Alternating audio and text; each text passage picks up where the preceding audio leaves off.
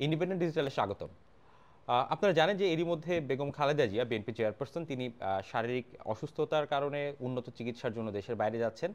এই জানুয়ারি মাসের প্রথম সপ্তাহে অর্থাৎ চলতি সপ্তাহেই তিনি দেশের বাইরে যাবেন বলে দিনক্ষণ ঠিক হয়েছে। এরই মধ্যে গতকাল বৃহস্পতিবার সেনাপ্রধান জেনারেল ওয়াকারুজ্জামান তার স্ত্রী সহ খালেদা জিয়ার সঙ্গে দেখা করেছেন। খালেদা জিয়ার গুলশানের বাসভবন ফিরোজায় এই সাক্ষাৎটি হয়েছে। এই সাক্ষাৎ নিয়ে মূলত আমরা কথা বলবো। আমার সঙ্গে আছেন ইন্ডিপেন্ডেন্ট ডিজিটালের প্রধান বার্তা সম্পাদক তানভীর সোহেল, আমি সঙ্গে আছি সুপ্রিয় শিকদার।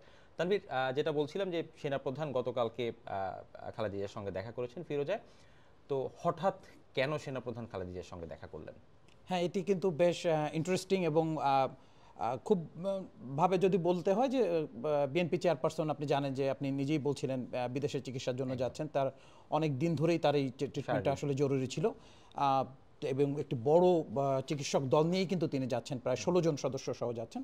তো সেই সময় সেনাপ্রধান হয়তো তার সঙ্গে দেখা করেছেন, সৌজন্য সাক্ষাৎ করেছেন বলা হচ্ছে সেটা, এবং বলা হচ্ছে যে তিনি তার স্বাস্থ্যের খোঁজখবর নিয়েছেন, তিনি সেখানে প্রার্থনা করেছেন যেন তিনি দ্রুত সুস্থ হয়ে দেশে ফিরে আসেন।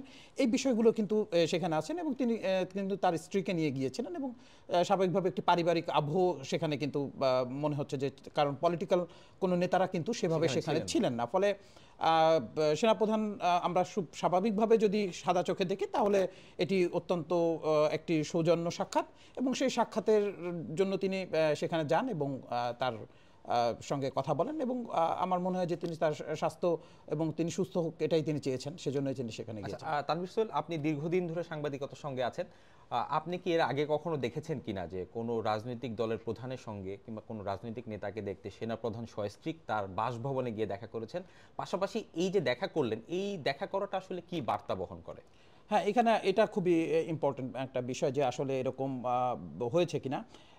একটা জিনিস হচ্ছে, আপনি জানেন যে এই ধরনের পরিস্থিতি আমরা 2007-08 দেখেছি, এবং বর্তমান বাংলাদেশের যে রাজনৈতিক পরিস্থিতি, এবং পাশাপাশি এখন আবার আমরা এটি দেখছি 2024 সালে এসে, যেটি শেখ হাসিনার পতনের মধ্য দিয়ে মূলত এই পরিস্থিতি তৈরি হলো। তো এই দুটো পরিস্থিতিকে যদি আমরা কম্পেয়ার করি, তাহলে সেনাপ্রধানদের এভাবে কোনো রাজনৈতিক নেতার বাসভবনে যাওয়া এবং তার সঙ্গে সেরকম একটা ক্রিটিক্যাল সময়ে দেখা করা বা কথা বলার এমন নজির কিন্তু আসলে সেভাবে দেখা যায়নি। হয়তো তার কোনো দূত পাঠিয়েছেন, তারা কথা বলেছেন, মধ্যস্থতা করেছেন, সেটা একটা গুরুত্বপূর্ণ ব্যাপার। কারণ হচ্ছে, আপনি জানেন যে 7-8 এবং এই সময়ের যে পরিস্থিতিটা, এই পরিস্থিতি যদিও একটি, আমরা বলছি অন্তর্বর্তী সরকার এখানে ক্ষমতায় আসছে, বিশেষ করে যদি আমরা 7-8-এর কথা বলি, তখন কিন্তু সুস্পষ্ট বলা হতো যে সেনা সমর্থিত তত্ত্বাবধায়ক সরকার। কিন্তু এবার কিন্তু সেই কথাটাও বলা হচ্ছে না, বলা হচ্ছে যে একটি অভ্যুত্থান বা বিপ্লবের পর একটি অন্তর্বর্তী সরকার গঠিত হয়েছে, এবং সেখানে কিন্তু সেনাবাহিনী যে সরাসরি কোনো ভূমিকার কথা বলা হয় তা কিন্তু আসলে না, বা সেনা সমর্থিত সরকার তাও কিন্তু বলা হচ্ছে না। তো কিন্তু এটা তো ঠিক যে সেনাবাহিনী এই সরকারের একটা বড় সাপোর্ট করছে, এবং এই সরকারের যে একটা অন্যতম দায়িত্ব, অনেকগুলো দায়িত্বের মধ্যে অন্যতম যে দায়িত্ব সংস্কার, নির্বাচন, সেই দায়িত্বগুলো কিন্তু সেনাবাহিনী আছে বিদায় তারা হয়তো এখনো ঠিকঠাক মতো করতে পারছে। তো যে যাওয়াটা, যেটা আপনি বলছিলেন যে এরকম পরিস্থিতিতে মধ্যে আসলে অতীতে কখনো গেছে কিনা, আমি কিন্তু এরকম দেখি নাই যে সেনাপ্রধান এরকম বড় রাজনৈতিক দল, বা আমরা যদি এইভাবে বলি যে এই মুহূর্তে নির্বাচন হলে ক্ষমতায় যাওয়ার যাদের সম্ভাবনা সবচেয়ে বেশি, সেই প্রধান রাজনৈতিক দল বিএনপির চেয়ারপারসনের বাসায় তিনি গিয়েছেন, দেখা করেছেন, কথাবার্তা বলছেন, সাক্ষাৎ করছেন, এরকম কিন্তু অতীতে আসলে আমাদের নজির নাই। আর দ্বিতীয় যে প্রসঙ্গটা আপনি বলছেন যে আসলে কি এটা কি কোনো বার্তা দেয়, আমরা যেটা শুরুতে বলছিলাম, বা বিএনপি থেকে বলা হচ্ছে যে তিনি একটা সৌজন্য সাক্ষাৎ করেছেন, তিনি তার স্বাস্থ্যের খোঁজখবর নিয়েছেন, এটি তো খুব স্বাভাবিক ব্যাপার, তিনি তার স্ত্রী সহই গিয়েছেন, অর্থাৎ তার সঙ্গে দেখা করতে গিয়েছেন। কিন্তু এটি কিন্তু আসলে বড় বার্তা দেয়, কারণ সবকিছু কিন্তু আপনার যে মুখে আলোচনা হতে হবে, সেখানে পলিটিক্যাল আলোচনা হতে হবে, কথাবার্তা বলতে হবে, বিষয়টা কিন্তু এমন না। এই যে যাওয়াটা, এটাও কিন্তু রাজনীতিতে বড় বার্তা দিবে, রাজনৈতিক মহলে আলোচনা হবে, সরকারের মধ্যে আলোচনা হবে, অন্যান্য দলগুলোর মধ্যে আলোচনা হবে। এর প্রধান আলোচনা আসবে যে তাহলে কি সেনাপ্রধান একটু বিএনপিকে বেশি গুরুত্ব দিচ্ছেন, বা তারা কি মনে করছেন যে নেক্সট বিএনপি তাহলে ক্ষমতায় আসছে ইলেকশনে, সেই জন্যই কি তিনি তার সঙ্গে দেখা করতে গেলেন। এই ধরনের প্রসঙ্গ কিন্তু রাজনীতিতে আলোচনা হবে। আমরা যদি এটি খুব সহজভাবেও ধরে নেই যে সেনাপ্রধান খুব স্বাভাবিকভাবেই খালেদা জিয়ার সঙ্গে দেখা করেছেন, কারণ হচ্ছে আপনি জানেন যে বিএনপি চেয়ারপারসন প্রায় 1 যুগ পরে সেনানিবাসে গিয়েছিলেন, যে 21 নভেম্বর যেটা সশস্ত্র বাহিনী দিবসের অনুষ্ঠানে গিয়েছিলেন, তাকে সেখানে খুব একটা ভালো সংবর্ধনা, উষ্ণ সংবর্ধনা দিয়েছিলেন। সেখানে সেনাপ্রধান কিন্তু তার সঙ্গে কথা বলেছেন, ডক্টর ইউনূস ছিলেন, তিনিও কথা বলেছেন। তো সেই হিসেবে তিনি এই মুহূর্তে ট্রিটমেন্টের জন্য যাচ্ছেন, সেনাপ্রধান সেখানে আসতেই পারে তার বাসায়। এবং আসলে আশায় কিন্তু কোনো বাধাও নাই। বাংলাদেশের একজন সাবেক প্রধানমন্ত্রী, একজন বর্ষিয়ান রাজনীতিবিদ এবং বিভিন্ন আন্দোলন সংগ্রাম এবং অনেক মানে কি বলে, রাজনীতিতে যে আমরা যে বলি যে অগ্নিকুণ্ড পার হয়ে যে চলা, সেটা কিন্তু খালেদা জিয়ার অবদান কিন্তু বাংলাদেশের রাজনীতিতে একটা বিরাট জায়গা জুড়ে।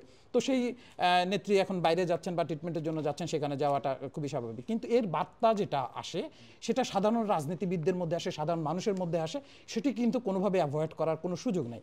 এখানে যদি বিএনপি থেকে বলা হয় সৌজন্য সাক্ষাৎ, হয়তো সেনাবাহিনী থেকে বলা হতে পারে একেবারেই সৌজন্য সাক্ষাৎ একটা ইসের জন্য গেছে, কিন্তু আসলে এটি রাজনৈতিক অঙ্গনে অত্যন্ত গুরুত্বপূর্ণ ঘটনা, বড় ঘটনা এবং সর্বব্যাপী এটা আলোচনার মধ্যে চলবে। আপনাকে ছোট্ট করে আমরা উদাহরণ দিতে পারি। আপনার মনে আছে যে 2023 সালের সেপ্টেম্বর মাসে আমাদের সেই সময়ের প্রধানমন্ত্রী শেখ হাসিনা ভারতে গিয়েছিলেন একটা অনুষ্ঠানে যোগদান করতে, যেখানে জো বাইডেন মার্কিন প্রেসিডেন্ট সহ বিভিন্ন জায়গা থেকে লোকজন আসছিলেন, এবং সেখানে একটা সেলফি তোলা নিয়ে আপনার নিশ্চয়ই আলোচনাটা আছে। অর্থাৎ সেখানে কিন্তু তিনি জাস্ট একটা অনুষ্ঠানে তার সঙ্গে 1 মিনিটের বা 2 মিনিটের একটা দেখা, তার মেয়েও সেখানে ছিলেন।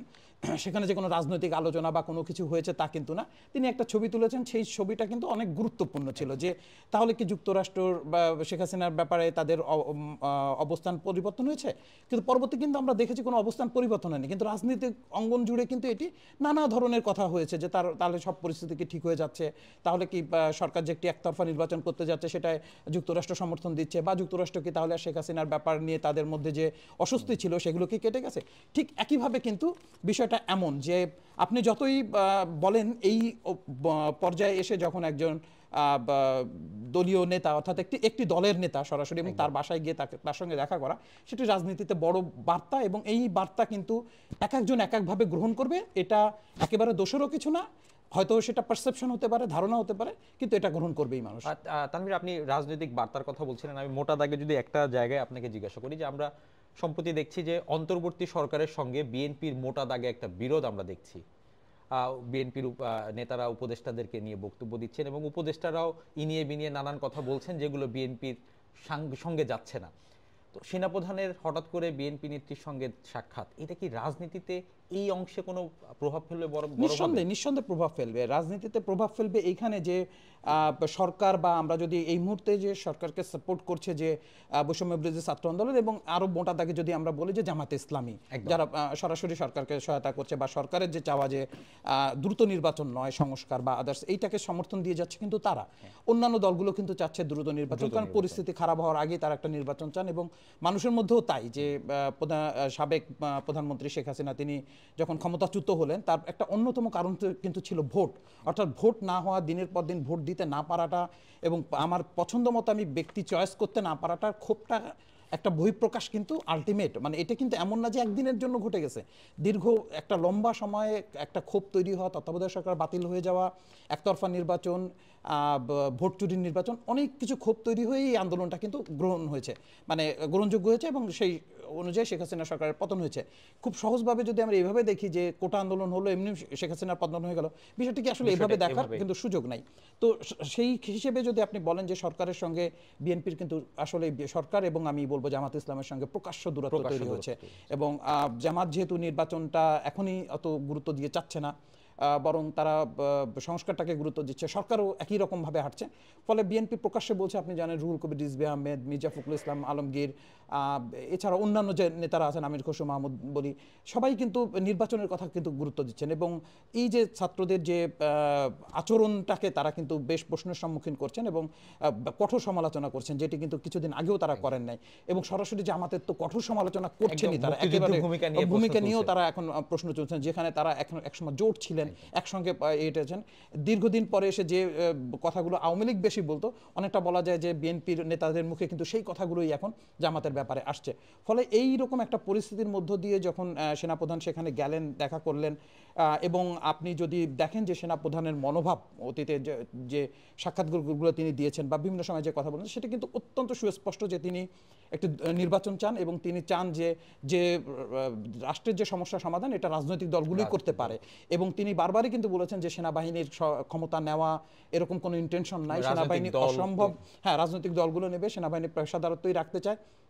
ফলে তার যে অবস্থান সেটা কিন্তু অত্যন্ত পরিষ্কার।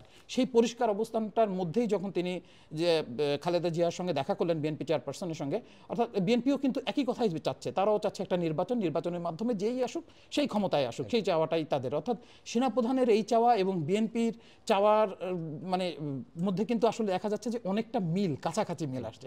তো সেই একজন মিল আসার মধ্যে রাজনীতিতে যখন তারা দুজন একসঙ্গে দেখা করলেন, দীর্ঘ সময় আলাপ করলেন, সেখানে কিন্তু আসলে খুব গুরুত্ব বহন করে ব্যাপারটা এবং রাজনীতিতে এর একটা প্রভাব কিন্তু লম্বা সময় ধরে থাকবে। পাশাপাশি আপনি যদি আরও দেখেন যে সেনাপ্রধান যাকে নিয়ে গেছেন তার স্ত্রী শাহরানাজ কামালিকা রহমান, তিনি কিন্তু সাবেক প্রধানমন্ত্রী শেখ হাসিনার ফুফাতো বোন। অর্থাৎ সাবেক যিনি সেনাপ্রধান ছিলেন মোস্তাফিজুর রহমান, জেনারেল মোস্তাফিজুর রহমান, তিনি কিন্তু শেখ হাসিনার ফুফা, তার মেয়ের হাজব্যান্ডই কিন্তু বর্তমান সেনাপ্রধান ওয়াকারুজ্জামান। তো তিনি কিন্তু এখানে কিন্তু তিনিও গিয়েছিলেন এবং যদি ওইভাবে দেখবেন যে এটা নিয়ে আরও আলোচনা একসময় দাবি রাখবে যে তাহলে কি বিএনপি একই জিনিস চাচ্ছে, নির্বাচন চাচ্ছে, আওয়ামী লীগও চাচ্ছে একটা নির্বাচন, সুষ্ঠু নির্বাচন, এরকমভাবে সংস্কার বা এগুলোকে দীর্ঘায়িত করার পক্ষে কিন্তু যদিও আওয়ামী লীগ সিনে নাই, রাজনীতিতে নাই, কিন্তু তাদের অবস্থান কিন্তু ক্লিয়ার। তাহলে এই যে সবার যে অবস্থানগুলো একই রকম, যে আমরা যদি বলি সেনাবাহিনীর অবস্থান একরকম, একই বিএনপি এবং আওয়ামী লীগের অবস্থানও কিন্তু একই রকম হচ্ছে, পাশাপাশি বাম দলগুলো চাচ্ছে দ্রুত একটা নির্বাচন। ফলে একটা এক ধরনের সরাসরি না হলেও একটা মতৈক্য কিন্তু এই সব সংগঠনগুলোর মধ্যে তৈরি হয়েছে নির্বাচনী ইস্যুতে। ফলে এই সময়ে এসে যখন এবং এর মধ্যে অবশ্যই এই মুহূর্তে সবচেয়ে জনপ্রিয় দল আমরা যদি বলি ভোটের দিক থেকে, যদি জরিপগুলোতেও দেখা যাচ্ছে তাতেও কিন্তু বিএনপির অবস্থানই সবচেয়ে ভালো। তো স্বাভাবিকভাবে সেনাপ্রধানের এই সাক্ষাৎকার স্ত্রী সহ এবং সব কিছু মিলায় কিন্তু রাজনীতিতে নানা আলোচনা তৈরি করবে এবং আমি নিশ্চিত করেই বলতে পারি যে এটা রাজনীতি এবং সরকারের কাছে বড় প্রভাব তৈরি করবে এবং এই প্রভাবে যেটা তৈরি হবে সেই প্রভাব কিন্তু বাংলাদেশকে আসলে একটি নির্বাচনের দিকেই নিয়ে যাবে দ্রুত বলে আমার মনে হয়। তানভীর, আপনি সেনা সমর্থিত তত্ত্বাবধায়ক সরকারের কথা বলছিলেন, সেই জায়গায় আমরা যদি দেখি 2007 সালে সেনা সমর্থিত তত্ত্বাবধায়ক সরকার যখন আসে তখন খালেদা জিয়া এবং শেখ হাসিনাকে জেলে নেওয়া হয়েছিল এবং সেখানে আলোচনায় এসেছিল -2 ফর্মুলা। এখন শেখ হাসিনা দেশে নেই, খালেদা জিয়া আবার দেশের বাইরে চিকিৎসার জন্য চলে যাচ্ছেন, ঘুরে ফিরে আবার সেই 2007 সালের -2 ফর্মুলা নিয়ে আবার 2024-এ এসে আলোচনা হচ্ছে, এর মধ্যে সেনাপ্রধানের সাক্ষাৎ, এর সঙ্গে কি কোনো সম্পর্ক আছে? হ্যাঁ, সম্পর্ক তো যে বললাম যে তিনি কিছুই না বলুক, তিনি যদিও বলেন যে আমি তার সঙ্গে দেখা করতে গিয়েছিলাম, এর প্রত্যেকটা জিনিস ইম্প্যাক্ট পড়বে।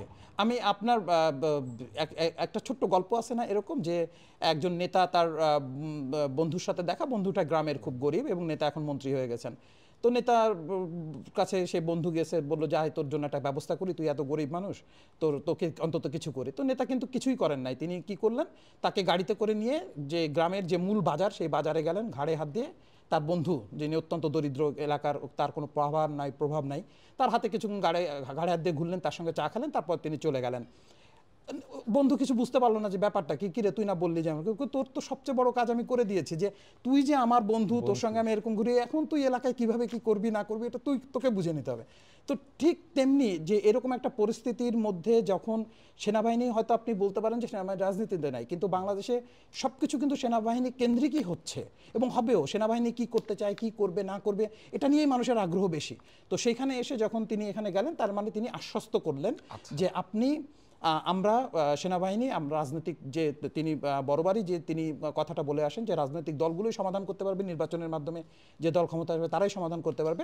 তিনি সেই রাজনীতিবিদদের কাছে গেলেন এবং যিনি এই মুহূর্তে সবচেয়ে বড় দলের নেতা, তার কাছেই তিনি তার সঙ্গে গেলেন। তো স্বাভাবিকভাবে তখন কিন্তু এটি অত্যন্ত পরিষ্কার হয়ে যাবে যে না, আসলে তারা রাজনীতিবিদদের কাছেই ফিরে যেতে চান।